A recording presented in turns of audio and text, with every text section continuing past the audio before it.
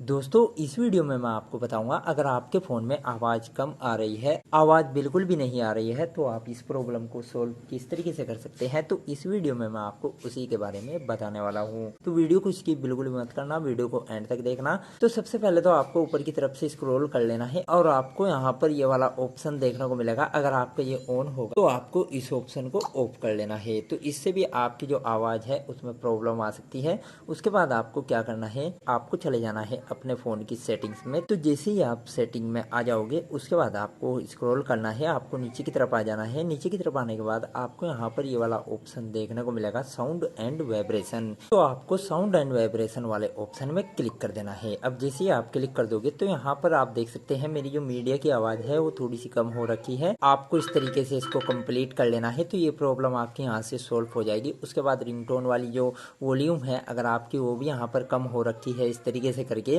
तो आप इसको भी कंप्लीट कर सकते हैं। उसके बाद आपको अलार्म वाला ऑप्शन देखने को मिलेगा। अगर दोस्तों आपके अलार्म की भी आवाज़ कम आ रही है तो आप उस प्रॉब्लम को भी यहाँ से सोल्व कर सकते हैं। तो दोस्तों इस तरीके से आप अगर आपके फ़ोन में आवाज़ की प्रॉब्लम आ रही है तो आप उसको इस तरीके से सोल्व कर सकते हैं।